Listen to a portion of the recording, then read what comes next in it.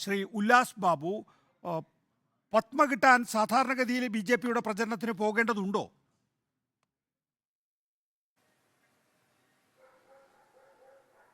ഒരു സംശയവും വേണ്ട. ബി.ജെ.പിയുടെ ഈ വിഷയത്തിൽ വളരെ കൃത്യമായിട്ട് ഇന്ന് പത്രസമ്മേളനം നടത്തിയ സമയത്ത് കേരളത്തിലെല്ലാവരും ബഹുമാനിക്കുന്ന കഥകളി ആചാര്യൻ ഗോപി ആശാൻ തന്നെ വളരെ വൃത്തിയായിട്ട് പറഞ്ഞിട്ടുണ്ട്. ഞാൻ പാറമേക്കാവിലെ സ്കൂളിലെ പ്രോഗ്രാം കഴിഞ്ഞിറങ്ങുന്ന സമയത്ത് സുരേഷ് ഗോപിയോട് പത്മ അവാർഡ് ലഭിക്കുന്നതിന് വേണ്ടി ഞാൻ സഹായിക്കണമെന്ന് പറഞ്ഞു. സുരേഷ് ഗോപി വളരെ വ്യക്തമായിട്ട് പറഞ്ഞു, യാതൊരുവിധ കാരണവശാലും അതിൻ്റെ ഒരു തരത്തിൽ ഞാനല്ല അതിൻ്റെ ആളുകൾ, അതിലെന്നോട് പറഞ്ഞിട്ട് കാര്യവുമില്ല എന്ന് വളരെ കൃത്യമായിട്ട് അദ്ദേഹം പത്രങ്ങൾക്ക് മുമ്പിൽ പറഞ്ഞിട്ടുണ്ട്. എനിക്ക് തോന്നുന്നു റിപ്പോർട്ടർ ചാനലിലെ റിപ്പോർട്ടർ അടക്കം അവിടെ ഉണ്ടായിരുന്നു. ഇവരെന്താണ് പറയുന്നത്? ഒരു ഡോക്ടർ വിളിച്ചു.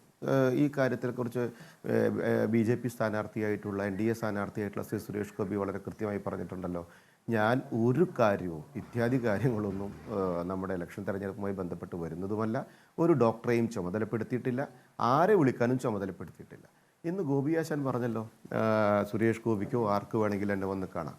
സ്വാഭാവികമായിട്ട് ഇവിടെ നടക്കുന്നത് എന്താണ്? ഗോപി ആശാൻ എന്ന് പറയപ്പെടുന്ന അദ്ദേഹത്തിൻ്റെ മകൻ എഴുതിയ ഫേസ്ബുക്ക് പോസ്റ്റുമായി ബന്ധപ്പെട്ട് അദ്ദേഹത്തിൻ്റെ മകനും ഗോപി ആശാനും ഒക്കെ വ്യക്തമാക്കേണ്ട ഒരു കാര്യം, ഒരു ഡോക്ടർ, ഇപ്പോൾ ഡോക്ടറുടെ പേര് അദ്ദേഹത്തിന് ഓർമ്മയില്ലെന്നാണ് പറഞ്ഞത്. ആരാണ് ആ ഡോക്ടർ?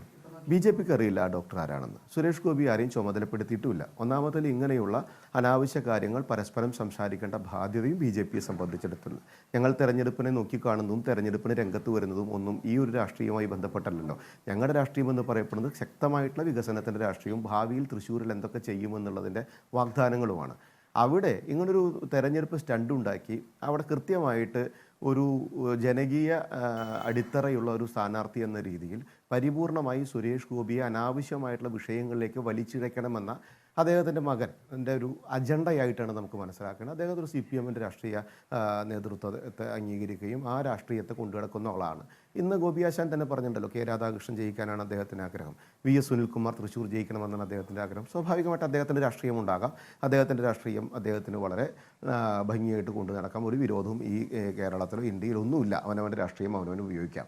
പക്ഷെ അതിനകത്ത് സുരേഷ് ഗോപിയുടെ പേര് വലിച്ചിഴച്ച് ഒരു അജണ്ട സൃഷ്ടിച്ച് അതിനകത്തൊരു വിവാദത്തിലേക്ക് അദ്ദേഹത്തെ വലിച്ചിഴയ്ക്കുന്നത് സുരേഷ് ഗോപി ജയിക്കുമെന്നുള്ള ഉറപ്പുകൊണ്ട് വിറളി പൂളുന്ന ഒരു രാഷ്ട്രീയ അജണ്ടയായിട്ട് അദ്ദേഹത്തിന്റെ മകന്റെ പ്രാഥമികമായ അത്രയാണ് താങ്കൾക്ക് പറയാനുള്ളത്. ദയവായി തുടരുക ശ്രീ.